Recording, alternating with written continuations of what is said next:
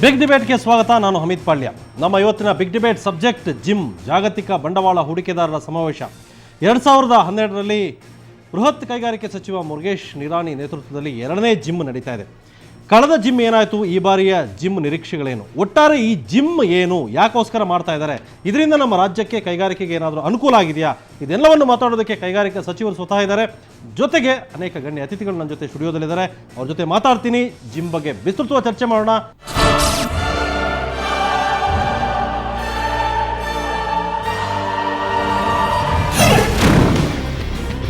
So ನನ್ನ ಜೊತೆ ಗಣ್ಯ ಅತಿಥಿಗಳಿದ್ದಾರೆ. ಮೊದಲಿಗೆ ಸಚಿವರಾದಂಥ ಮುರುಗೇಶ್ ನಿರಾಣಿ ಇದ್ದಾರೆ, ಕೋಡಿಹಳ್ಳಿ ಚಂದ್ರಶೇಖರ್ ಇದ್ದಾರೆ, ರೈತರ ಮುಖಂಡರು, ಜೊತೆಗೆ FKCCA ಮಾಜಿ ಅಧ್ಯಕ್ಷ ಕ್ರಾಸ್ತಾ ಇದ್ದಾರೆ, ಜೊತೆಗೆ ಚಿಂತಕ ಪತ್ರಕರ್ತ ಶಿವಸುಂದರ್ ಇದ್ದಾರೆ, ಮೈಸೂರಿನಿಂದ ನನ್ನ ಜೊತೆ ಸುರೇಶ್ ಕುಮಾರ್ ಜೈನ್ ಇದ್ದಾರೆ. ಇವರ ಜೊತೆ ಮಾತಾಡ್ತೀನಿ. ಅದಕ್ಕೂ ಮೊದಲು ಈ ಜಿಮ್ ಬಗ್ಗೆ ಚರ್ಚೆ ಆರಂಭಕ್ಕೂ ಮೊದಲು ಒಂದು ಚಿಕ್ಕ ಮಾಹಿತಿ ನಿಮಗೆ ನೋಡ್ತೀವಿ, ಆ ವಿವರ ನೋಡೋಣ, ನಂತರ ಚರ್ಚೆ ಮಾಡೋಣ.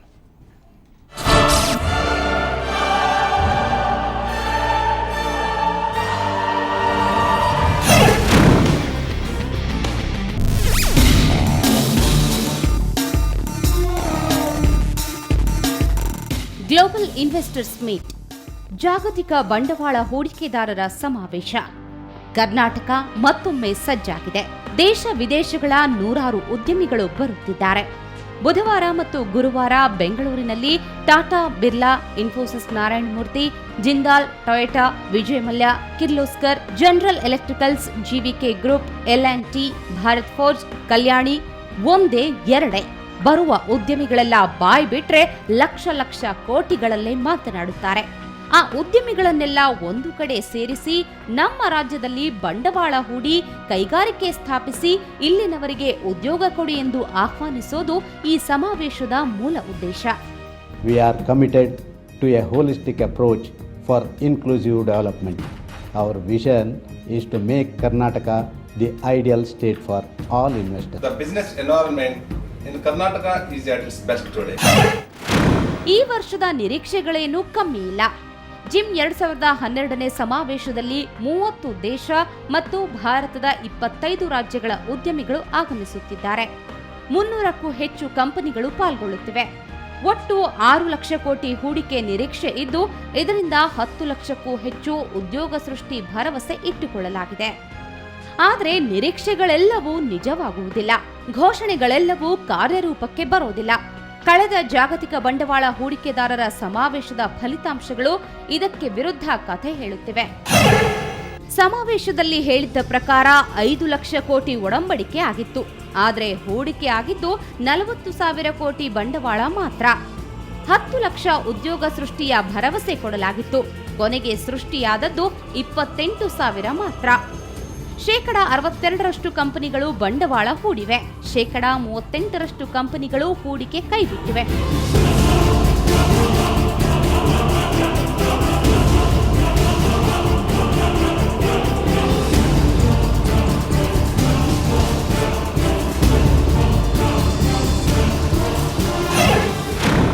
ಇದುವರೆಗಿನ ಜಿಮ್ ಸಾಧನೆ ಉದ್ಯೋಗ ಸೃಷ್ಟಿ 6% ಮತ್ತು ಬಂಡವಾಳ ಹೂಡಿಕೆ 10% ಮಾತ್ರ. ಹಾಗಾದ್ರೆ ಮಿಕ್ಕ ಬಂಡವಾಳ ಎಲ್ಲಿ ಹೋಯ್ತು?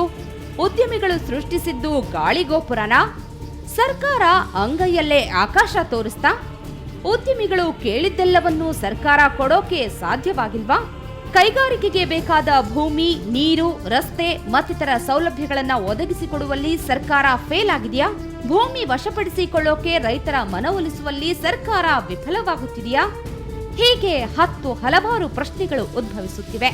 ಈ ಯಾವ ಪ್ರಶ್ನೆಗಳಿಗೂ ಉತ್ತರ ಕೊಡದ ಸರ್ಕಾರ ಮತ್ತೊಂದು ಸಮಾವೇಶಕ್ಕೆ ಸಿದ್ಧವಾಗಿದೆ. ಬ್ಯೂರೋ ರಿಪೋರ್ಟ್, ಸುವರ್ಣ ನ್ಯೂಸ್ 24/7. ಸೊ ಜಾಗತಿಕ ಬಂಡವಾಳ ಹೂಡಿಕೆದಾರರ ಸಮಾವೇಶದ ಬಗ್ಗೆ ಒಂದು ಚಿಕ್ಕ ಕಿರು ಪರಿಚಯ ನಿಮಗೆ ಮಾಡಿಕೊಟ್ವಿ. ಇದು ಶುರುವಾಗಿದ್ದು 2000ರಲ್ಲಿ SM ಕೃಷ್ಣ ಸರ್ಕಾರದಲ್ಲಿ. ಆಗ ಸುಮಾರು 12,000 ಕೋಟಿಯ ಒಡಂಬಡಿಕೆ ಆಗಿತ್ತು. ಸುಮಾರು 8,000 ಕೋಟಿ ಹಣ ಬಂದಿತ್ತು. ಆಲ್ಮೋಸ್ಟ್ 70%. ಮುರುಗೇಶ್ ನಿರಾಣಿ ಅಂದರೆ BJP ಸರ್ಕಾರ ಬಂದ ನಂತರ ಬೃಹತ್ ಕೈಗಾರಿಕೆ ಸಚಿವರಾಗಿ ಮುರುಗೇಶ್ ನಿರಾಣಿ ಅವರು ಬಂದ ನಂತರ ಸುಮಾರು 6% ಉದ್ಯೋಗ ಸೃಷ್ಟಿಯಾಗಿದೆ, 10% ಹೂಡಿಕೆ ಆಗಿದೆ. ಇದ್ರ ಬಗ್ಗೆ ಎಲ್ಲ ಮಾತಾಡೋದು ಸ್ವತಃ ಕೈಗಾರಿಕಾ ಸಚಿವ ಮುರುಗೇಶ್ ನಿರಾಣಿ ನಮ್ಮ ಜೊತೆ ಇದ್ದಾರೆ. ನಮ್ಮ ಸ್ಟುಡಿಯೋಗೆ ಸ್ವಾಗತ ನಿಮಗೆ. ಕೋಡಿಹಳ್ಳಿ ಚಂದ್ರಶೇಖರ್ ಇದ್ದಾರೆ ಮತ್ತು ಕ್ರಾಸ್ತಾ ಮತ್ತು ಸುರೇಶ್ ನಿಮಗೂ ಸ್ವಾಗತ. ಜೊತೆಗೆ ನನ್ನ ಜೊತೆ ಸುರೇಶ್ ಕುಮಾರ್ ಜೈನ್ ಇದ್ದಾರೆ ಮೈಸೂರಿನ. ನಿಮಗೂ ಕೂಡ ಸ್ವಾಗತ ಸುರೇಶ್. ಮೊದಲಿಗೆ ನಿಮ್ಮ ಜೊತೆ ನಾವು ಅನೇಕ ಪ್ರಶ್ನೆಗಳನ್ನು ಎತ್ತಿದ್ದೀವಿ ಇವತ್ತಿನ ಬಿಗ್ ಡಿಬೇಟಲ್ಲಿ. ಜಿಮ್ ಬಗ್ಗೆ ಕೆಲವು ಪ್ರಶ್ನೆಗಳನ್ನು ಎತ್ತಿದ್ದೀವಿ, ತಾವು ಕೂಡ ನೋಡಿದ್ರಿ. ಏನು ಉತ್ತರ ನಿಮ್ಮದು? ಇವತ್ತು ಜಾಗತಿಕ ಬಂಡವಾಳ ಹೂಡಿಕೆದಾರರ ಸಮಾವೇಶ 2010ರಲ್ಲಿ ಏನು ಮಾಡಿದ್ದೇವೆ, ಇದು ಇಡೀ ದೇಶದಲ್ಲಿ ಕರ್ನಾಟಕದ ಬಗ್ಗೆ ಅಷ್ಟೇ ಅಲ್ಲ, ಇಡೀ ಜಗತ್ತಿನ ನಕ್ಷೆಯಲ್ಲಿ ಕರ್ನಾಟಕದ ಬಂಡವಾಳ ಆಕರ್ಷಣೆ ಮಾಡಲಿಕ್ಕೆ ಸೂಕ್ತ ಸ್ಥಾನ ಅನ್ನುವಂಥದ್ದು ತೋರಿಸ್ಕೊಟ್ಟಿದ್ದೇವೆ.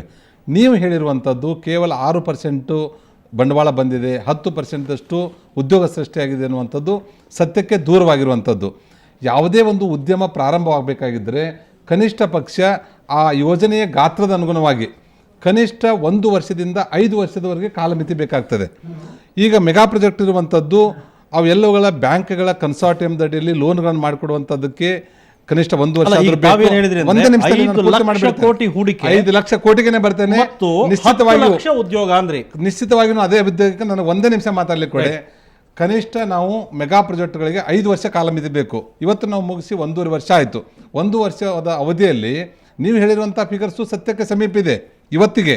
ಆದರೆ ಇವತ್ತು ನಿನ್ನೆ ಉದಾಹರಣೆಗೆ ಬಿಜಾಪುರ ಜಿಲ್ಲೆ ಕೂಡ್ಗಿಯಲ್ಲಿ 4,000 ಮೆಗಾವ್ಯಾಟ್ ವಿದ್ಯುತ್ತಿಗೆ 20,000 ಕೋಟಿ ರೂಪಾಯಿಗಳ ಬಂಡವಾಳ ಬರ್ತಾ ಇದೆ. ಇದು ಪೂರ್ತಿ ಆಗಬೇಕಾದ್ರೆ ಇನ್ನು ಮುಂದಿನ 3 ವರ್ಷಗಳು ಬೇಕು. ಇವತ್ತು ಉದಾಹರಣೆಗೆ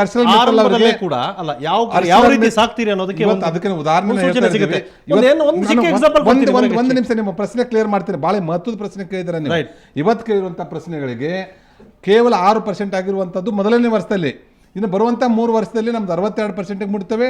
ನಾವು ಹೇಳಿರುವಂಥ 5 ಲಕ್ಷ ನಿರುದ್ಯೋಗ ಯುವಕರಿಗೆ ಕೆಲಸ ಸಿಗ್ತದೆ. ರೈಟ್. ಅದ್ರ ಜೊತೆಗೆ ಇಸ್ ಬೇಸಿಕಲ್ ಒಂದು ಎಕ್ಸಾಂಪಲ್ ಕೊಡ್ತೀನಿ. ಕಿರಣ್ ಮುಜುಮ್ದಾರ್ ಶಾ ಬಯೋಟೆಕ್ನಾಲಜಿಯ ದಿಗ್ಗಜೆ ಅವ್ರ ಬಗ್ಗೆ ಅವರು ಒಂದು ಟ್ವೀಟ್ ಮಾಡ್ತಾರೆ. ಇವತ್ತು ನಿಮಗೆ ತಡ್ಕೊಳಕ್ಕಾಗದೆ ಇದ್ಮೇಲೆ ಯಾಕೆ ಕರಿತೀರಿ ನೀವು ಅಂತ. ನಿಮಗೆ ಫೆಸಿಲಿಟಿ ಕೊಡೋಕೆ ಸಾಧ್ಯ ಇಲ್ಲ ನಿಮ್ಮ ಕೈಲಿ. ಇರೋದನ್ನು ಸುಧಾರಿಸಿ. ನೀವು ಜಗತ್ನವ್ರನ್ನೆಲ್ಲ ಕಡೆ ದೊಡ್ಡ ಪ್ರಚಾರ ಮಾಡಿ ದೊಡ್ಡ ಜಾತ್ರೆ ಮಾಡ್ತೀರಿ. ಆದರೆ ಅವ್ರಿಗೆ ಬೇಕಾದ ಬೇಸಿಕ್ ನೀಡ್ಸ್ ನಿಮ್ಮ ಕೈಲಿ ಫುಲ್ಫಿಲ್ ಮಾಡೋಕ್ಕಾಗದೆ ಇದ್ಮೇಲೆ ನಿಮ್ಗೆ ಯಾಕೆ ಬೇಕು ಈ ಕೆಲಸ ಅಂತ ಕೇಳ್ತಾರೆ ಅವರು. ಕರೆಕ್ಟ್. ಕಿರಣ್ ಮುಜುಮ್ದಾರ್ ಶಾ ಅವರು ನಾನು ಹೇಳಿದ್ದಕ್ಕೆ ಉತ್ತರ ಕೊಡ್ತಾ ಇದ್ದೇನೆ. ಅವ್ರು ಹೇಳಿದ್ದು ಅಂತದ್ರ ಬಗ್ಗೆ ಇವತ್ತಿನ ಪ್ರೆಸ್ ಮೀಟ್ ಸಾಯಂಕಾಲ ಹೇಳಿದ್ದಾರೆ. ಜಾಗತಿಕ ಬಂಡವಾಳ ಹೂಡಿಕೆದಾರರ ಸಮಾವೇಶಗಳು ಕರ್ನಾಟಕದಲ್ಲಿ ಆಗಲೇಬೇಕು. ಇದರಿಂದ ಬಂಡವಾಳ ಆಕರ್ಷಣೆ ಆಗೋದ್ರಿಂದ ಕರ್ನಾಟಕದ GDP ಇಂಪ್ರೂವ್ಮೆಂಟ್ ಮಾಡಲಿಕ್ಕೆ ಸಾಧ್ಯತೆ, ಇದರಿಂದ ನಿರುದ್ಯೋಗ ಸಮಸ್ಯೆಯನ್ನು ನಿವಾರಣೆ ಮಾಡಲಿಕ್ಕೆ ಸಾಧ್ಯತೆ ಅನ್ನುವಂಥದ್ದನ್ನು ಇವತ್ತು ಸಾಯಂಕಾಲ 4 ಶಿವಮೊಗ್ಗದಿಂದ ವಸಂತ್ ಕುಮಾರ್ ಕೂಡ ಜಾಯ್ನ್ ಆಗಿದ್ದಾರೆ. ಅವ್ರ ಜೊತೆ ಕೂಡ ಮಾತಾಡ್ತೀನಿ. ವಸಂತ್ ಕುಮಾರ್, ವೆಲ್ಕಮ್. ನಮ್ಮ ಓಕೆ ಶಿವಸುಂದರ್, ಮುರುಗೇಶ್ ಮಾತಾಡಿದ್ರು, ನಿರಾಣಿ ಅವರು ಮಾತಾಡಿದ್ರು. ನೀವು ಹೇಳಿ, ಈ ಜಿಮ್ನಿಂದ ನಮ್ಮ ರಾಜ್ಯಕ್ಕೆ ಏನಾದರೂ ಅನುಕೂಲ ಆಗಿದೆಯಾ? ಇದರ ಅಗತ್ಯ ಇದೆಯಾ? ಫಸ್ಟ್ ಆಫ್ ಆಲ್ ಇನ್ನೊಂದು ಬೇಸಿಕ್ ಪ್ರಶ್ನೆ ಇದೆ ಮುರುಗೇಶ್ ನಿರಾಣಿಗೆ, ನಂತರ ಕೇಳ್ತೀನಿ, ನೀವು ಮಾತಾಡಿ. ಮೊದಲನೇದಾಗಿ ಇದು ಬಂಡವಾಳವಿಲ್ಲದ ಬಡಾಯಿ. ಜಿಮ್ ಅನ್ನೋವಂಥದ್ದು ಬಂಡವಾಳ ಇಲ್ಲದೇ ದೊಡ್ಡ ಬಡಾಯಿ ಮಾಡ್ತಾ ಇದ್ದಾರೆ. ಒಂದೆರಡು ಉದಾಹರಣೆಗಳು ಹೇಳ್ತೀನಿ. ಅವ್ರು ಹೇಳ್ದಂಗೆ ಪ್ರಾರಂಭದಲ್ಲಿ ನಿರಾಣಿ ಅವರು 2010ರಲ್ಲಿ ಜಿಮ್ ಆದ ತಕ್ಷಣ ಹೇಳಿದ್ದೇನಪ್ಪ ಅಂದರೆ 4.5 ಲಕ್ಷ ಕೋಟಿ ರೂಪಾಯಿ ಬಂಡವಾಳ ಮತ್ತು 8.5 ಲಕ್ಷ ಉದ್ಯೋಗ ಅಂತೇಳಿ 5 ಲಕ್ಷ ಅಂತ ಈಗ ಇಳಿಸಿದ್ದಾರೆ. ಇರಲಿ.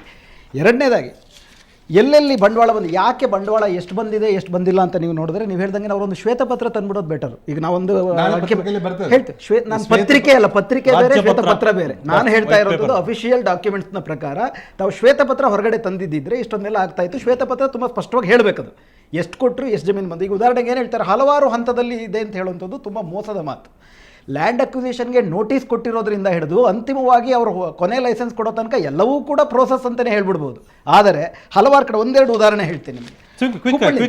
ಹುಬ್ಬಳ್ಳಿ ಧಾರವಾಡದಲ್ಲಿ ಉದಾಹರಣೆಗೆ ಭಾರತ್ ಫೋರ್ಜ್ ಕಂಪನಿನವರು 665 ಮೆಗಾವ್ಯಾಟ್ದು ಒಂದು ಗ್ಯಾಸ್ ಬೇಸ್ಡ್ ಎನರ್ಜಿ ಮಾಡಬೇಕಂತಿದ್ರು, ಮಾಡ್ತಾ ಇಲ್ಲ. ದೊಡ್ಡ ಹೈ ಟಿಕೆಟ್ ಇನ್ವೆಸ್ಟ್ಮೆಂಟ್ ಇದ್ದಿದ್ದು ಯಾವುದು? ಉದಾಹರಣೆಗೆ ಬಳ್ಳಾರಿನಲ್ಲಿ 4 ಪ್ರಮುಖವಾದಂಥ ಇಂಡಸ್ಟ್ರೀಸ್ ಬರಬೇಕು. ಹೇಳ್ಬಿಡ್ತೀನಿ ಒಂದೇ ಒಂದು ನಿಮಿಷದಲ್ಲಿ ಹೇಳೋದಾದ್ರೆ, ಆರ್ಸೆಲರ್ ಮಿತ್ತರ್ ನಿಲ್ಲಿಸಿದ್ದಾರೆ, ಪೋಸ್ಕೋ ಯೋಚನೆ ಮಾಡ್ತಿದ್ದಾರೆ, ಬ್ರಾಹ್ಮಣಿ ಕ್ಯಾನ್ಸಲ್ ಆಗಿದೆ. ರೈಟ್, ಅದ್ರ ಬಗ್ಗೆ ಮಾತಾಡ್ತೀನಿ. ನೀವು ಹೇಳಿ, ಇಂಡಸ್ಟ್ರಿ ಇದರಿಂದ ಬಂದಿದೆ, FKCC ಮಾಜಿ ಅಧ್ಯಕ್ಷರು. ಸೊ ಇದರಿಂದ ಏನಾದರೂ ಆಗಿದೆಯಾ? ಸೊ ಇಂಡಸ್ಟ್ರಿಯಿಂದ 2-3 ಥರ ಡಿವೈಡ್ ಮಾಡ್ತಾರೆ, large, small and MSME, micro and small scale enterprises ಅಂತ ಹೇಳಿ. ಇದು 3ಕ್ಕೂ ನಮ್ಮ ರಾಜ್ಯದಲ್ಲಿ ಅನುಕೂಲ ಆಗಿದೆಯಾ? ಜೊತೆಗೆ ನಿಮಗಿರೋ ಪ್ರಾಬ್ಲಮ್ಸ್ ಏನೇನು? ನೀವು ಯಾಕೆಂದ್ರೆ they are concentrating large scale industries. MSME structure ನೋಡಿದ್ರೆ MSME ಏನು ಪದಾರ್ಥ ತಯಾರು ಮಾಡುತ್ತೋ ಅದು should be supplied only medium large scale industry. ಇವಾಗ ಮೀಡಿಯಮ್ ಲಾರ್ಜ್ ಸ್ಕೇಲ್ ಯಾವಾಗ ಎಷ್ಟೊಂದು ಬಂಡವಾಳ ಹೂಡಿಕೆ ಮಾಡ್ತಾರೋ ಆವಾಗ at least to the extent of 60 to 70% small scale industry develop ಆಗುತ್ತೆ.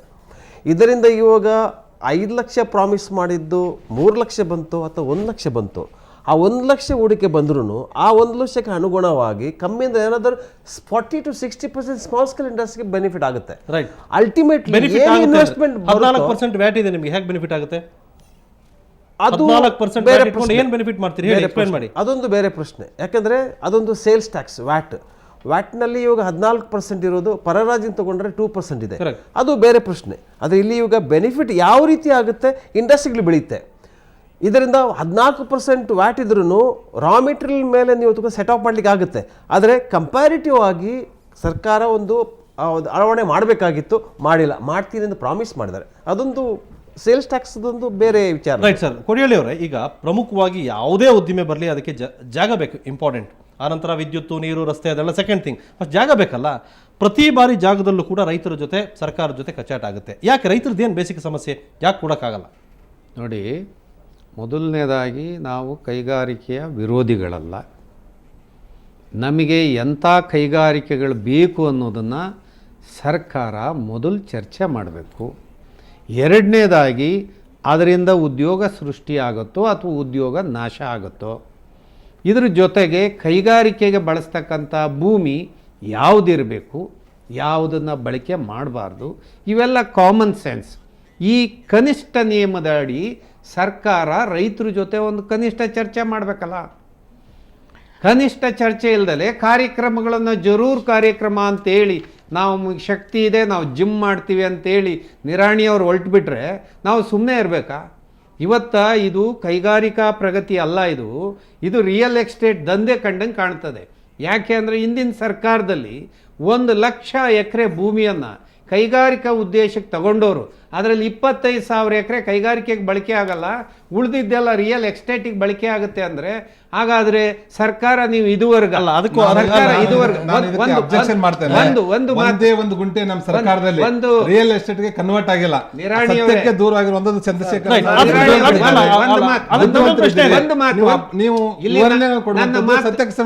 ಮಾತಿನಾಗೆ ಪೂರ್ತಿ ಅವಕಾಶ. ನೀವು 25% ಬಳಸಿ 75% ರಿಯಲ್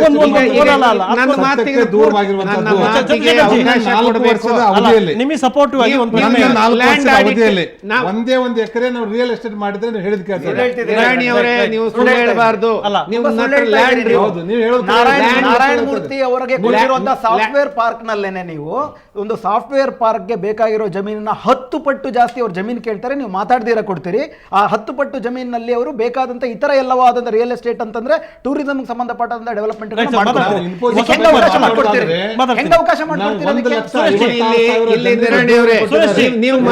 ಅದೇ ಆಧಾರದ ಅಂದ್ರೆ ಒಪ್ಕೋತಿದ್ದೀರಿ, ಅಂದ್ರೆ ಒಪ್ಕೋತಾ ಇದ್ದೀರಲ್ಲ.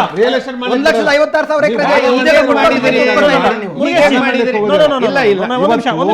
ಒಂದ್ ನಿಮಿಷ ನಾನು ಮಾತು ಮುಗಿಸ್ಬಿಡ್ತೇನೆ. ಈಗ ಹಿಂದೆ ನಾವ್ ಏನ್ ಮಾಡಿದೀವೋ ಅದನ್ನ ಪರಾಮರ್ಶೆ ಮಾಡ್ಕೊಂಡು ತಾನೆ ಮುಂದಕ್ಕೆ ಹೆಜ್ಜೆ ಆಡಿಟ್ ರಿಪೋರ್ಟ್ ಏನಾರು ಇದೆಯಾ? ಲ್ಯಾಂಡ್ ಆಡಿಟ್ ಆಗಿದೆ ಇದುವರೆಗೆ? Right, correct. ಅದ್ರ ಮಾತಾಡ್ತೀನಿ ನಾನು ಅದ್ರ ಬಗ್ಗೆ. ಸುರೇಶ್ ಕುಮಾರ್ ಜೈನ್ ಮೈಸೂರಲ್ಲಿ ಇದ್ದಾರೆ. ಸುರೇಶ್ ಜಿ, ಹೇಳಿ, ಜಿಮ್ ಬಗ್ಗೆ ನಿಮ್ಮ ಅಭಿಪ್ರಾಯ ಮಾತಾಡಿ ಸುರೇಶ್. ಸರ್, ಜಾಗತಿಕ ಬಂಡವಾಳ ಸರ್ ನೋಡಿ, ಲಾಸ್ಟ್ ಟೈಮು 2010ರಲ್ಲಿ ಜಾಗತಿಕ ಹೂಡಿಕೆ ಬಂಡವಾಳ ಸಮಾವೇಶದಲ್ಲಿ ಭಾರಿ ಮತ್ತು ಮಧ್ಯಮ ಘಟಕಗಳಿಗೆ ತುಂಬ ಆಸಕ್ತಿ ವಹಿಸಿ ಅವರಿಗೆ ಕೆಂಪು ಹಾಸಿಗೆಯನ್ನು ಕೊಟ್ಟರು. ಆಗ ನಾವೆಲ್ಲ ಏನು ಆರೋಪ ಮಾಡಿದ್ವಿ, ನೋಡಿ ಸ್ವಾಮಿ, ನೀವು ದೊಡ್ಡವರಿಗೆ ನೀವು ಬೇಕಾಬಿಟ್ಟು ಅವರಿಗೆ ರಿಯಾಯಿತಿಗಳನ್ನ ಸವಲತ್ತುಗಳನ್ನ ಕೊಡ್ತಾ ಇದ್ದೀರಾ, ಸಣ್ಣ ಕೈಗಾರಿಕೆಗಳಿಗೂ ಕೊಡಿ ಅಂತ ನಾವು ಆಗ ಒತ್ತಡ ಕೊಟ್ವಿ. ಆ ಹಿನ್ನೆಲೆಯಲ್ಲಿ ಈ ಸಾರಿ ಸಣ್ಣ ಕೈಗಾರಿಕೆಗಳಿಗೆ ಜಿಲ್ಲಾವಾರು ಬಂದು ನಮ್ಮ ವಿಭಾಗ ಮಟ್ಟದಲ್ಲೂ ಕೂಡ ಹೂಡಿಕೆದಾರರ ಸಮಾವೇಶ ಮಾಡಿದ್ದಾರೆ. ಆದರೆ ನೀವು ಇಲ್ಲಿ ಚರ್ಚೆಗೆ ಬಂದಿರತಕ್ಕಂಥದ್ದು ಸಂಪೂರ್ಣ ಪ್ರಮಾಣದಲ್ಲಿ ಇದು ಲಭ್ಯತೆ ಸಿಗ್ತಾ ಇದೆಯಾ ಅಂತ. ನಿಜ, ಒಂದ್ ಕಡೆ ನನಗಾದ್ರೂ ಅನ್ಸುತ್ತೆ 108 ಸಮಸ್ಯೆಗಳನ್ನ ನಾವು ಕೈಗಾರಿಕೆಗಳು, ಸಣ್ಣ ಕೈಗಾರಿಕೆಗಳು ಎದುರಿಸ್ತಾ ಇದ್ದೇವೆ. ಆದರೆ ಆ ಸಮಸ್ಯೆಗಳನ್ನ ಬಗೆಹರಿಸಬೇಕಾಗಿದ್ದು ಕೂಡ ನಿರಾಣಿಯವ್ರದ್ದಾಗ್ಲಿ ಸರ್ಕಾರದಾಗ್ಲಿ ಕರ್ತವ್ಯ. ಎಲ್ಲೋ ಒಂದ್ ಕಡೆ ಲೋಪ ಆಗ್ತಾ ಇದೆ.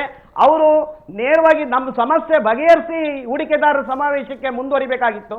ದುರದೃಷ್ಟವಶಾತ್ ಮೈಸೂರಿನಲ್ಲೇ ಹೇಳಬೇಕಾದ್ರೆ 3 ಬಾರಿ ನಮ್ದು ಕೈಗಾರಿಕಾ ಅದಾಲತ್ ಮುಂದೂಡಿಕೆ ಆಯ್ತು. ನಮ್ಮ ಸಮಸ್ಯೆಗಳು ಯಾವುದೂ ಬಗೆಹರಿಲಿಲ್ಲ.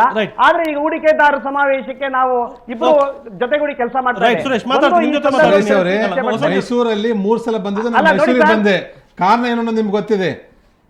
ಕಾರಣ ನೀವೇ ಮೈಸೂರಿಗೆ ಬಂದೆ 3 ಸಲ. ವಸಂತ್ ಕುಮಾರ್ ಜೊತೆ ನೀವು ಮಾಡಿದ್ರೆ ನಾನು ಮಾಡ್ಲಿಕ್ಕೆ ಕಟ್ಟಿದ್ದೆ. ನೀವೇನ್ ಬೇಡ ಸರ್, ಮುಂದೆ ಹಾಕಿ ಸಲ ಇಡೀ ದೇಶದಲ್ಲಿ ಕೈಗಾರಿಕಾ ಅದಾಲತನ್ನ ಮಾಡದೇ ಇರುವಂತದನ್ನ ಕರ್ನಾಟಕ ರಾಜ್ಯದಲ್ಲಿ ಪ್ರತಿ ಜಿಲ್ಲೆಗೆ ಬಂದು ನಾನು ಮಾಡ್ತಾ ಇದ್ದೇನೆ. ಅಭಿನಂದನೆ ಸಲ್ಲಿಸಬೇಕು. ಅದನ್ನ ಒಪ್ಕೊಳ್ತಾ ಇದ್ದೇನೆ. ಮತ್ತೆ ಮುಂದೆ ಹೋಯ್ತು ಅಂತಂದ್ರೆ ಮುಂದೆ ಯಾಕೆ ಹೋಯ್ತು ನಿಮ್ಗೆ ಗೊತ್ತಿದೆ ಅಲ್ಲ, ಮುಂದೋಗಿರೋ ಅದನ್ನ ಮಾಡ್ಬಿಡ್ಬೇಕಾಗಿತ್ತು ಅಂತ ನನ್ನ ಅಭಿಪ್ರಾಯ. ಆ ಸಮಸ್ಯೆಗಳನ್ನ ಚರ್ಚೆ ಮುಂದುವರಿಸ್ತೀನಿ. 1 ಮಿನಿಟ್ ಸುರೇಶ್, ಥ್ಯಾಂಕ್ ಯು. ಅದಕ್ಕೆ ಮೊದಲು ಒಂದು ಚಿಕ್ಕ ಬ್ರೇಕ್.